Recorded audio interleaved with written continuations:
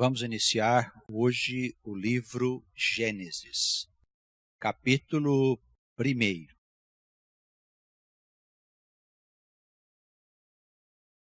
Como este nome mesmo sugere, o livro Gênesis, ele fala da origem de todas as coisas. E se nós compreendermos bem tudo aquilo que este livro quer nos ensinar, nós vamos renovar o nosso entendimento. Nós vamos compreender com mais clareza a grandeza e a profundidade da obra do nosso Deus. Como Ele é maravilhoso. Como em tempo tão distante da nossa época, Ele colocou ali à disposição de Moisés, que foi o autor deste livro, os conhecimentos acerca de como as coisas foram geradas. E o que mais nos surpreende é que a criação narrada no Gênesis é exatamente a mesma narrada pela ciência dos homens. Porque a ciência dos homens nada mais é do que a observação das coisas que foram criadas. O homem, ao longo do tempo, foi descobrindo como as coisas existiam, e esse conhecimento foi sendo acumulado, o que deu origem ao que nós chamamos de ciência, com todas as suas particularidades. A obra Gênesis não deve nunca ser tratada separada dos conceitos científicos. Nós estamos falando hoje ao povo de Deus, ao povo que está espalhado aí pelo mundo, e esta palavra não se dirige a uma igreja em específico, nem aos cristãos, nem aos judeus, nem aos espíritas, aos budistas, mas ela está sendo ministrada a todos os homens, para que, seja quem forem, eles tenham a oportunidade de saber das grandezas do nosso Pai, como Ele é maravilhoso e como que nós podemos aguardar nele o cumprimento de todas as promessas que foram feitas desde a antiguidade. E é importante que nós deixemos de lado todos os conceitos que nós aprendemos até hoje com as igrejas evangélicas cristãs relacionadas com a criação. Aquilo que se chama criacionismo, de onde Deus teria tirado as coisas do nada aí há 4.000 anos atrás. Esses conceitos, eles não têm qualquer base científica. E ao criar esta corrente de pensamento dentro do meio evangélico cristão, esta corrente chamada criacionista, eles criaram um abismo entre a ciência e as escrituras sagradas. Não é entre a religião, não. A religião é uma coisa de homens. A religião foi criada pelos homens na tentativa de compreender os ensinamentos que estão escritos aqui nas escrituras sagradas. Mas hoje nós recebemos do Espírito de Deus uma revelação para que o povo dele, não importa onde esteja, ele possa compreender com clareza o quanto este Pai é magnífico na sua obra.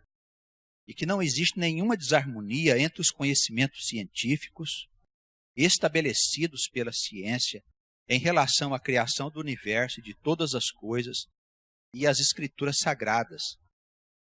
Nós vemos no livro Gênesis que há uma ordem da criação e esta ordem está em perfeita harmonia com aquilo que a ciência trata relacionada com a origem do universo e de todas as coisas. Assim, irmãos, é hora da gente deixar de lado os conceitos da teologia tradicional, que não serve para unir, mas serve apenas para separar, que não produz unidade. Esses conceitos já são velhos, estão no mundo já há quase 2.000 anos, parece que acompanhou a história da igreja. Aqueles padres e homens sábios que quiseram falar que as coisas não eram dessa maneira, acabaram expulsos da igreja como se fossem hereges. E até hoje são considerados, até os nossos dias, como pessoas que divulgaram heresias. E nós devemos deixar de lado esses conceitos para a gente avançar no entendimento da palavra de Deus, independente daquilo que os teólogos disseram ou que as igrejas têm aí como certo e como errado. As igrejas têm o direito de seguir o caminho que elas acharem melhor. Para nós que somos o povo de Deus, não temos que preocupar com as igrejas, porque no devido tempo elas terão que aceitar a verdade de Deus pela força das circunstâncias. É simples, não é ninguém que vai convencê-los, e sim, a hora que chegar o fim do mundo, eles terão que aceitar a verdade independente das suas teologias, dos seus mestres e dos seus doutores. É isso que diz o Espírito de Deus. Bem, na introdução das Escrituras, o primeiro livro que Moisés nos oferece é o Gênesis, ou seja, o ensinamento que nos fala da origem de tudo aquilo que está à nossa volta. É muito importante também considerarmos o tempo em que esta obra foi escrita, talvez aí por volta de 3.000 anos antes da nossa época. Nem sempre, num determinado período, se pode revelar com clareza tudo aquilo que se tem para dizer. Devemos considerar a progressividade da revelação do Espírito de Deus em toda a sua Escritura. Existem certas coisas que aguardam o tempo devido para que o homem possa saber. Isso, nos nossos dias, os irmãos sabem que tem conceitos nas igrejas que são anticientíficos e que geram mais incredulidade do que a crença verdadeira no Deus que criou todas as coisas.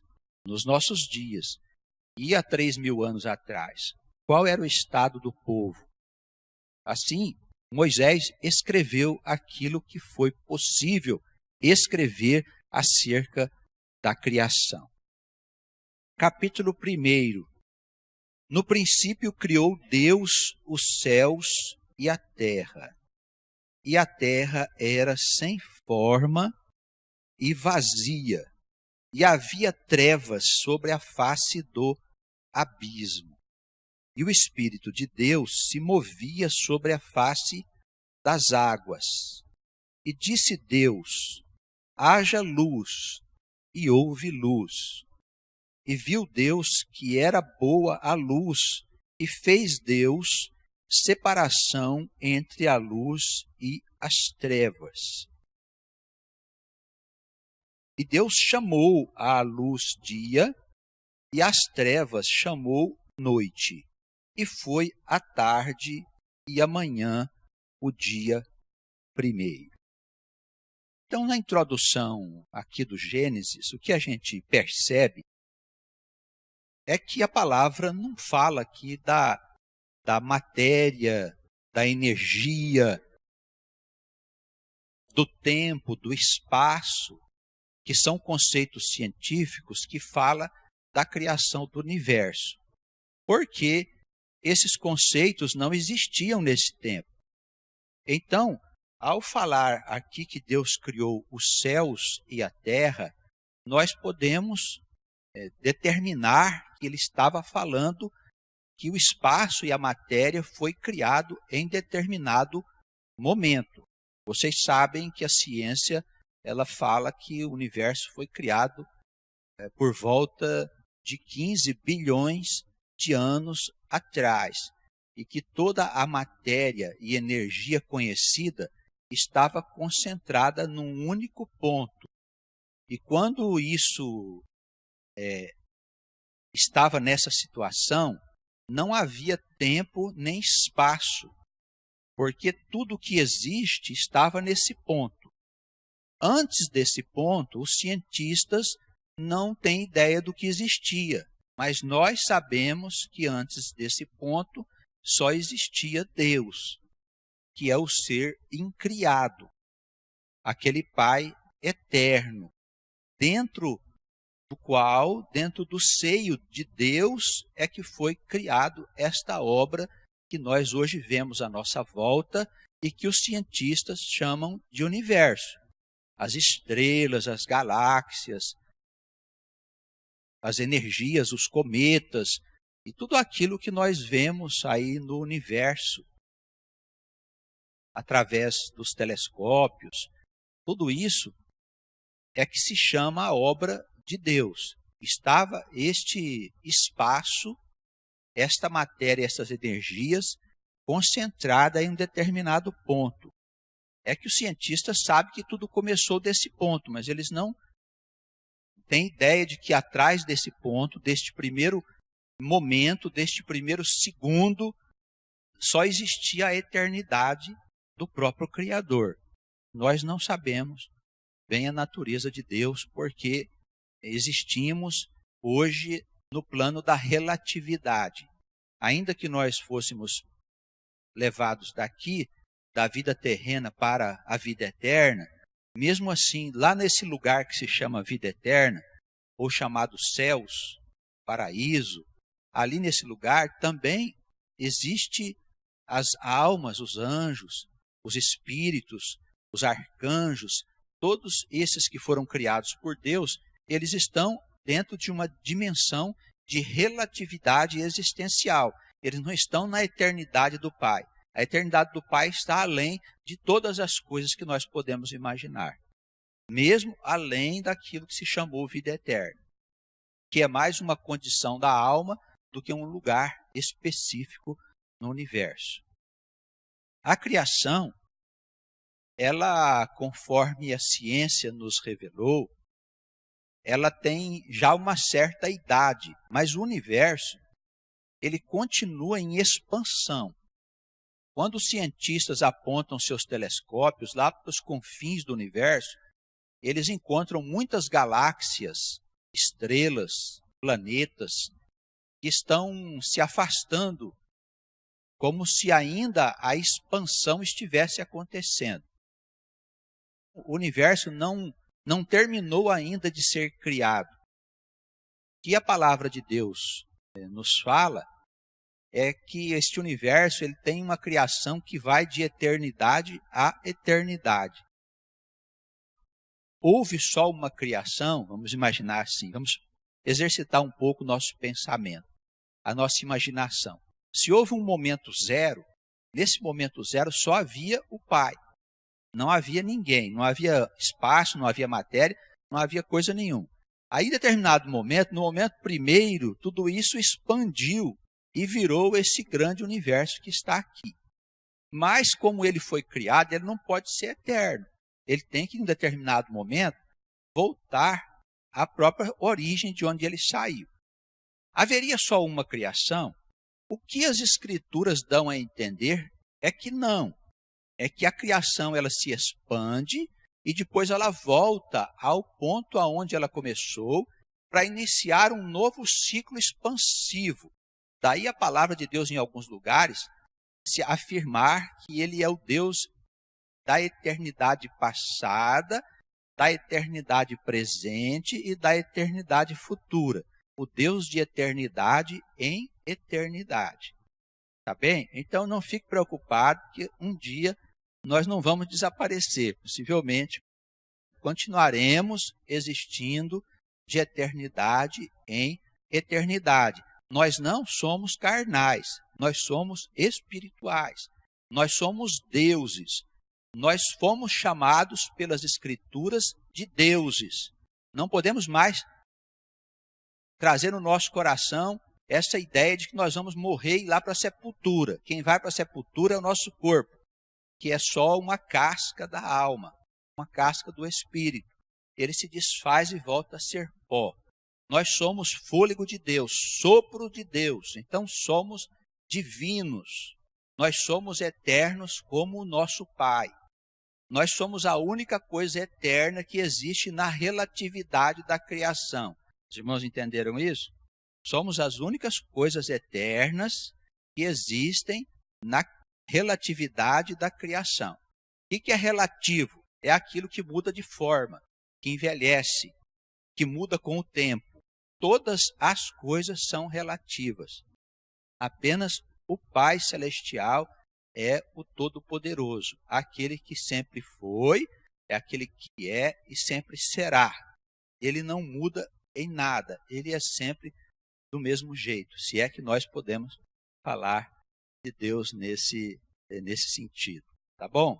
Os irmãos entenderam aí esse comecinho da criação, que é meio complicado mesmo, né?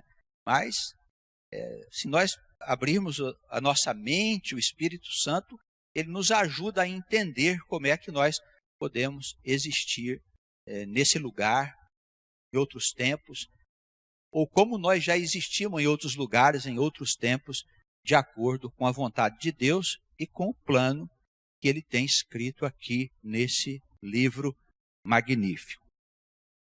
Aqui nesse primeiro dia, a gente percebe assim que ao falar dos céus e da terra, ele está falando do espaço e da matéria que foi criada por ele, e que essa matéria e esse espaço estava tudo em estado de desorganização. Estava como se fosse um caos, esparramados no espaço que se criou logo após a explosão desse ponto, né, chamado Big Bang, uma grande explosão que gerou o espaço, o tempo e a matéria. Muito bem, estamos falando aqui um pouco de física teórica, os irmãos vão ficar bastante dotados de conhecimentos que acho que nunca ouviram falar, não é mesmo? Isso é física, viu, irmãos? Tudo é de Deus, tá bem? Seguindo aqui, a gente vê que aí no versículo 3 também, o Espírito de Deus estava pairando sobre todas as coisas, né? Essa face do abismo, a terra era sem forma e vazia, versículo 2, havia trevas, Deus disse, haja luz e houve luz, versículo 3.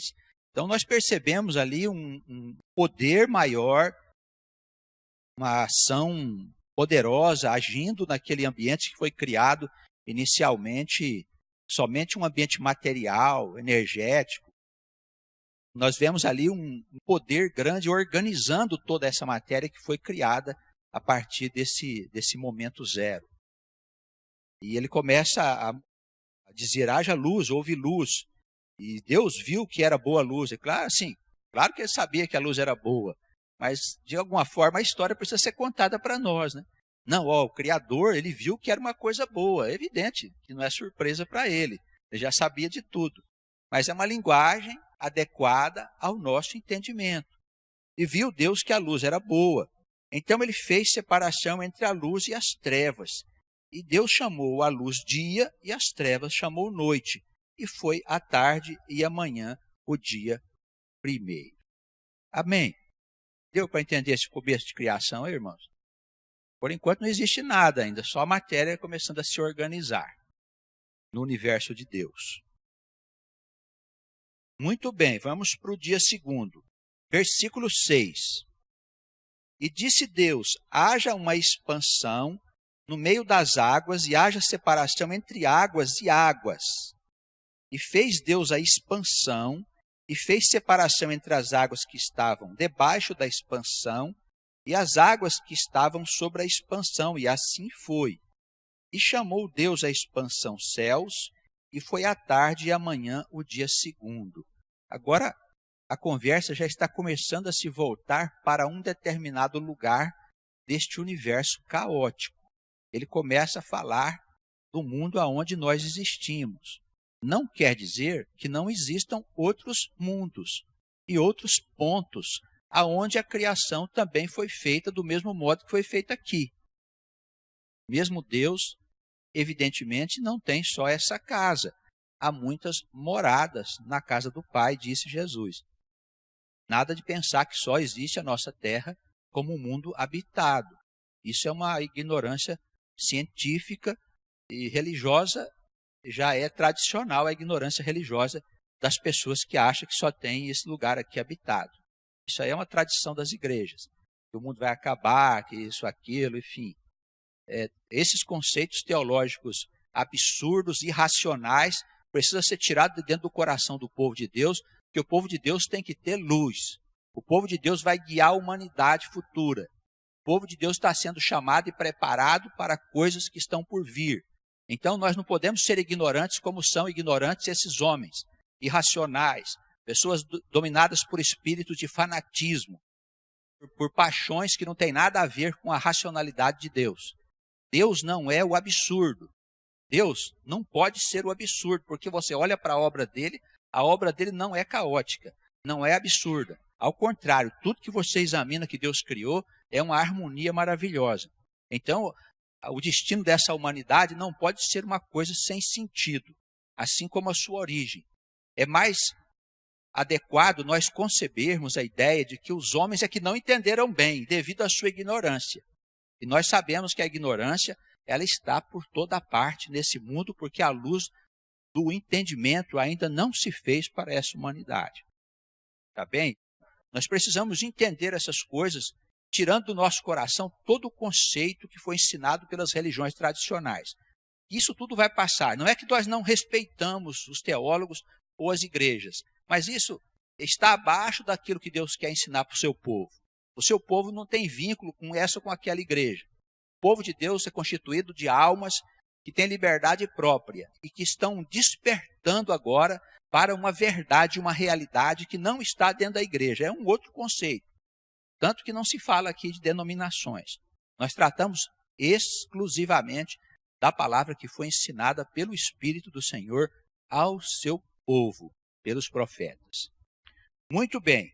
Aí no dia segundo, nós vemos que o Senhor faz uma expansão, seria aquilo que nós conhecemos como céus, né? Colocando água em cima e água embaixo. Ou seja, o elemento líquido, a água líquida e a água gasosa. E colocando um espaço entre essas duas coisas. O mundo está começando a tomar uma forma. A partir do versículo 9, no dia terceiro, e disse Deus, ajuntem-se as águas debaixo dos céus num determinado lugar, e apareça a porção seca. Então o Senhor já está organizando no mundo a parte material e a parte das águas, onde está a terra e onde estão os mares, estabelecendo ambientes apropriados para que nesses ambientes possam aparecer os seres vivos. Daqui a pouquinho vão entrar já na ordem geral da criação. E chamou Deus a porção seca terra, e ao ajuntamento das águas o Senhor chamou mares. E viu Deus que era bom. E disse Deus, produz a terra erva verde, erva que dê semente, árvore frutífera que dê fruto, segundo a sua espécie, cuja semente está nela sobre a terra. E assim foi. Irmãos, nós sabemos pela ciência que as plantas apareceram primeiro, não foram os animais. Os animais vieram depois, primeiro as plantas, para que houvesse o ambiente adequado e houvesse alimentação para os seres, os animais mais evoluídos, mais desenvolvidos, que viriam depois. Não é evoluídos, é que a gente não tem a linguagem adequada, né? Mas os seres mais avançados da obra de Deus, que são os animais e os seres humanos. Para que eles pudessem existir, primeiro teria que ter comida. Então, para ser aperfeiçoados, né? Depois, mais tarde. Então, o Senhor preparou todo o ambiente nas águas e na terra para que houvesse ali as plantas. E é interessante que aqui ele destaca bem a erva que dá semente, né? Não tem coisa mais estranha e maravilhosa ao mesmo tempo do que a semente que contém a árvore, né? É uma coisa muito assim maravilhosa. Quem é que iria imaginar algo tão especial? Imagina uma árvore que o fruto dela tem uma semente que tem uma árvore daquela dentro da semente. É só mesmo Deus para criar algo tão maravilhoso. Ele destaca aqui a árvore que tem semente, porque ela vai se multiplicando. Você planta semente, essa planta ela aparece novamente com vários indivíduos dessa planta, vamos dizer assim, e você pode tirar dali frutos, alimentos para você. Coisa maravilhosa que o homem certamente não conseguiria fazer. A terra produziu erva dando semente conforme a sua espécie, versículo 12, e a árvore frutífera, cuja semente está nela conforme a sua espécie. E viu Deus que era bom, e foi a tarde e amanhã o dia terceiro. Amém? Estamos no terceiro dia, já as coisas tomando forma para que o homem pudesse aparecer mais tarde. Versículo 14, os irmãos das outras cidades nos acompanhem, por favor. E disse Deus: haja luminares na expansão dos céus, para haver separação entre o dia e a noite, e sejam eles para sinais e para tempos determinados, e para dias e anos. E sejam para luminares na expansão dos céus, para iluminar a terra. E assim foi. E fez Deus os dois grandes luminares, o luminar maior para governar o dia e o luminar menor para governar a noite. E fez as estrelas. E Deus os pôs na expansão dos céus para iluminar a terra, e para governar o dia e a noite, e para fazer separação entre a luz e as trevas. E viu Deus que era bom, e foi a tarde e amanhã o dia quarto.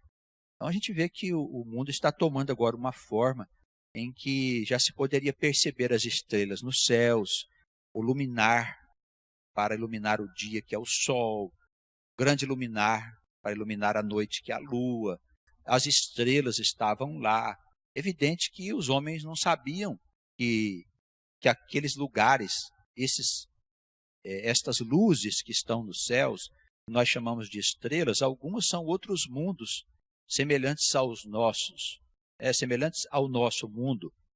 Outros são outros sóis, galáxias, cometas e tantas coisas que estão na grande criação de Deus. No começo de toda essa história, e até o ano de 1500 da nossa época, se pensava que o mundo era plano, que se as pessoas saíssem de navio no oceano, elas cairiam num abismo.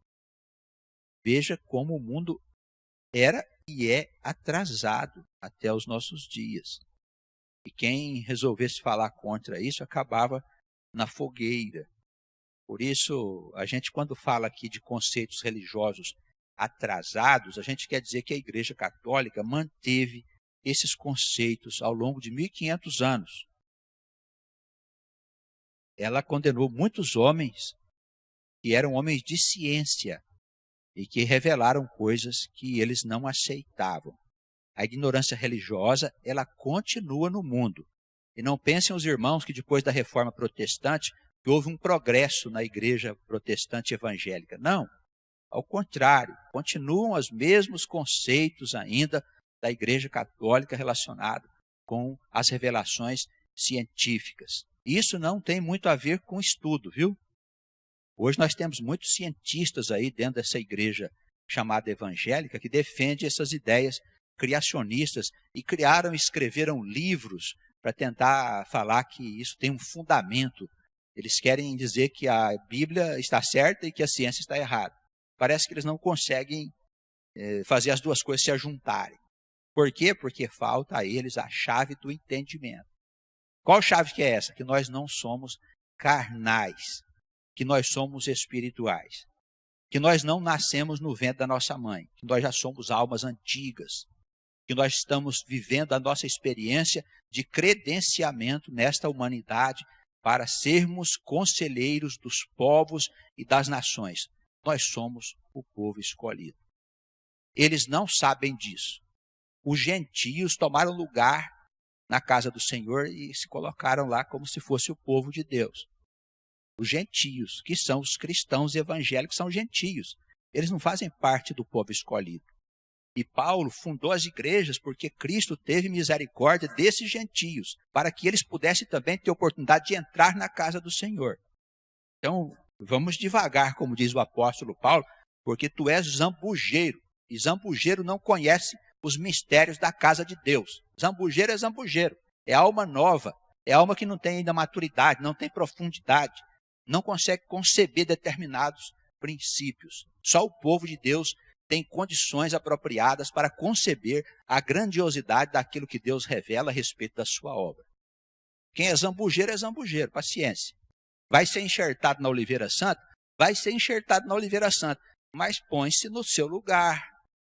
Não é verdade? Não adianta esse pessoal que está aí fora, que são gentios, eles querem tomar o lugar do povo de Deus. Nós somos o povo de Deus. Amém. Tudo bem, mas vamos com humildade, meu irmão, para que você não venha ser envergonhado a hora que chegar o fim do mundo. E quando chegar o fim do mundo, vão acontecer coisas que vocês não vão compreender. O zambujeiro não vai entender o que está acontecendo no fim do mundo. E eles vão ter que procurar o povo de Deus para saber o que vai estar acontecendo. É evidente que não vai acontecer as teorias que eles inventaram de subir voando para o céu e essas demais coisas que não tem nada a ver com o que está aqui escrito no livro do Senhor. Amém? Tem que ter coragem para ser povo de Deus, viu, irmãos? Porque tem que fazer uma mudança muito grande dentro do nosso coração. Agora, é para quem pode. Essa palavra não é para todo mundo? Não, não é para todo mundo. Ela está sendo dirigida ao povo de Deus. Mas por que o Deus faz diferença? Faz. Mas qual que é a diferença? Ele escolheu um grupo de ovelhas para chamar de povo. Agora, se ele não escolheu a outra, lá que é a ovelha dele também, não é problema meu. Tire satisfação com ele quando chegar do outro lado. Tá bem? Então, nós somos o povo de Deus. Quem tiver coragem, assuma a condição de povo de Deus e deixa de beijar a mão de pastor e de padre, de guru e de pedir coisa para espírito. Nós temos que falar com o nosso Deus, com o nosso Pai, com coragem, na certeza de que Ele vai nos ouvir. Porque nós não pedimos ao nosso Deus, coisas terrenas. Nós pedimos ao nosso Deus coisas espirituais. Queremos a eternidade, queremos a coragem, queremos o discernimento, a sabedoria, queremos a condição de orar por alguém, curar alguém que está precisando. Queremos compreender os mistérios que até hoje não foram revelados. E Deus quer falar a nós, se nós abrirmos o coração. Agora, se a gente quiser tentar explicar Deus através dos conceitos da teologia tradicional e das igrejas dos zambujeiros, evidentemente que nós não vamos entender coisa nenhuma. Como é que eles podem gerar uma coisa capaz de explicar o que eles não entendem? Eles são gentios. Amém?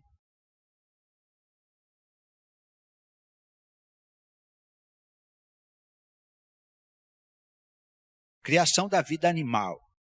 Versículo 20.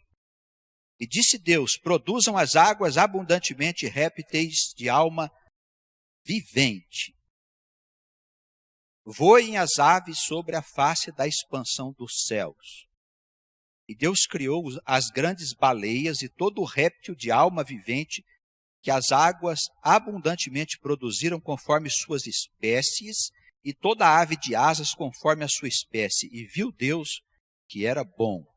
E Deus os abençoou, dizendo, frutificai e multiplicai-vos, e enchei as águas nos mares, e as aves se multipliquem na terra. E foi a tarde e amanhã o dia quinto. E disse Deus, produz a terra alma vivente conforme a sua espécie, gado e répteis e feras, da terra conforme a sua espécie. E assim foi.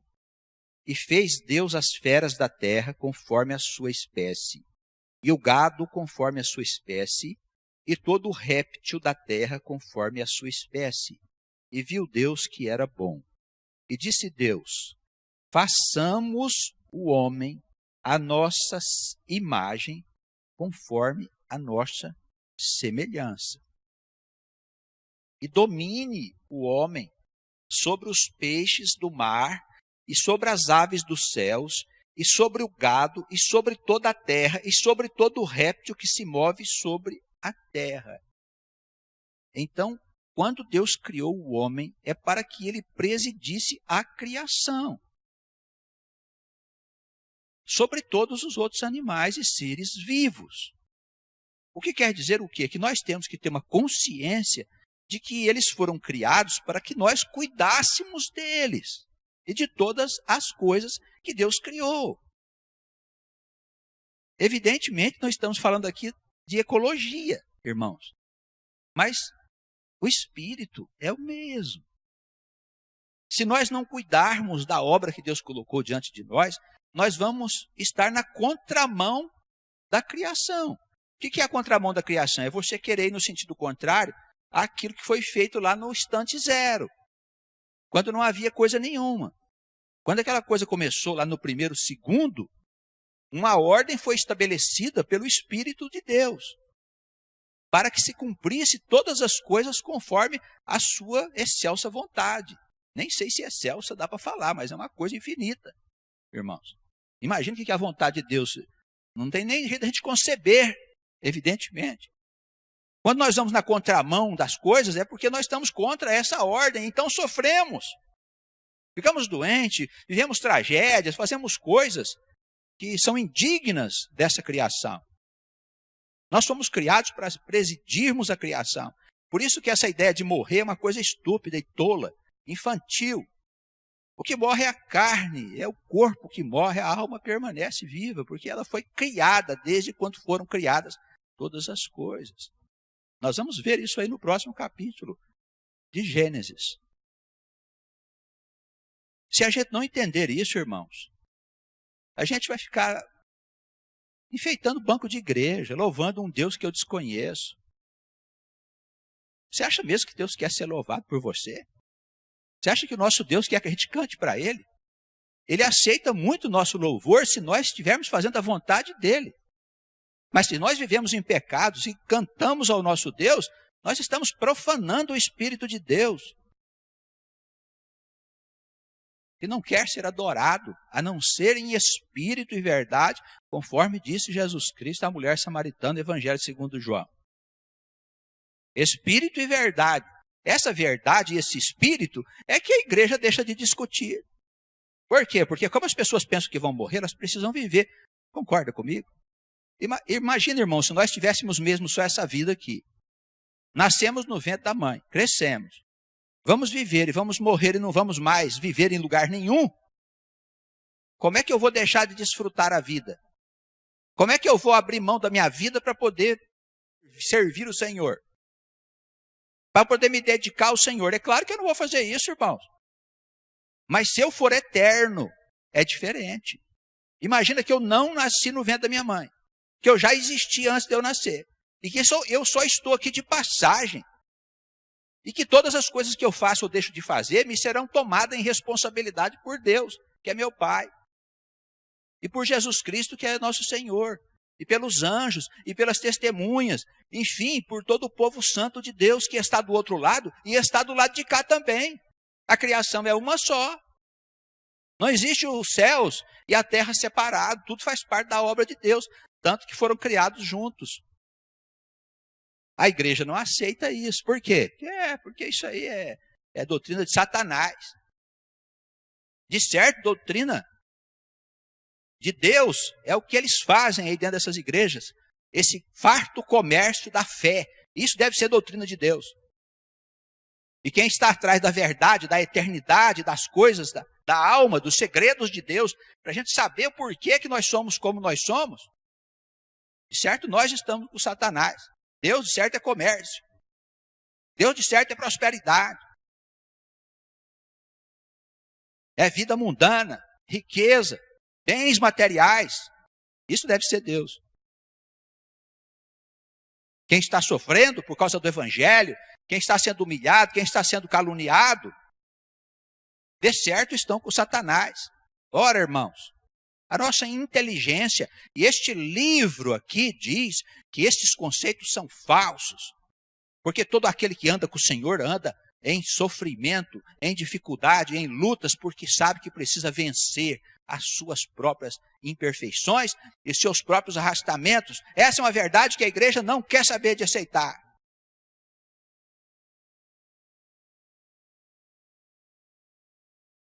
Mas vão aceitar.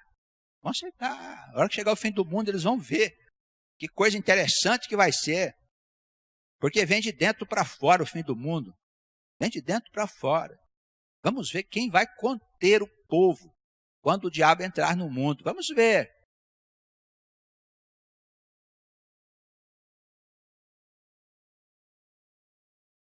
Nós somos feitos para presidir o mundo, mas aqui o Espírito está falando da criação do homem segundo o ponto de vista da carne, do homem terreno, tanto que nós estamos inseridos na criação dos animais. Amém?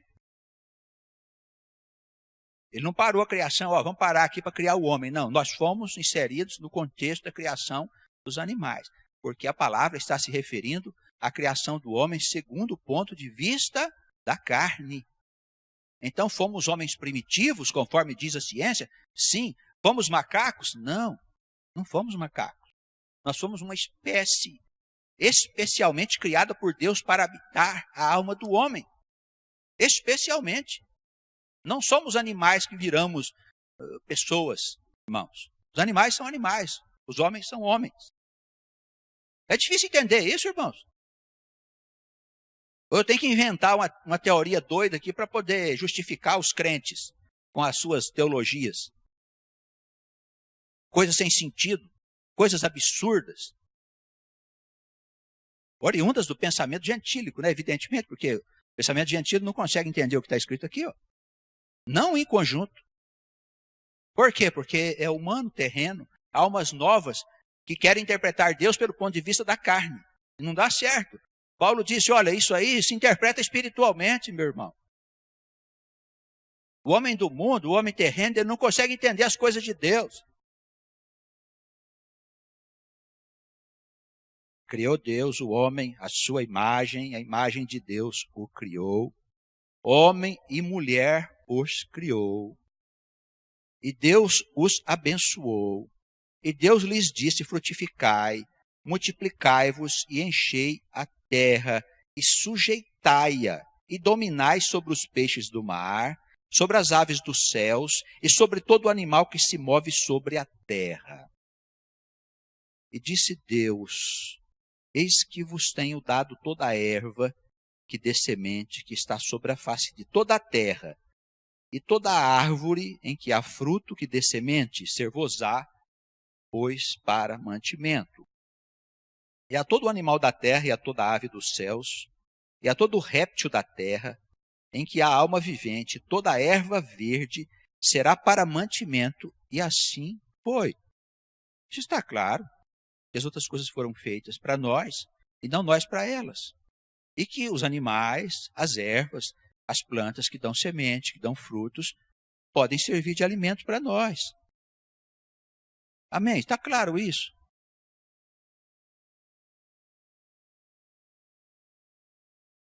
E viu Deus que tudo quanto tinha feito, eis que era muito bom. E foi a tarde e amanhã o dia sexto. Muito bem, a questão toda vem no sétimo dia. Por quê? Porque no sétimo dia a criação deixa de ser as coisas que vemos para tratar das origens das coisas que nós não vemos. No sétimo dia, nós vamos voltar a uma nova criação do homem e da mulher. A segunda criação, que é espiritual. Por quê? Porque Deus quer que a gente entenda que nós temos um corpo segundo a carne, também como tem os animais e todos os seres viventes, mas que nós temos uma origem de natureza espiritual. E ele vai explicar isso para a gente no capítulo 2 do Gênesis. Ali nós vamos ver o sétimo dia da criação, quando Deus concluiu a sua obra. Amém, que Deus nos abençoe e nos conceda discernimento para assuntos tão graves. Que assim seja.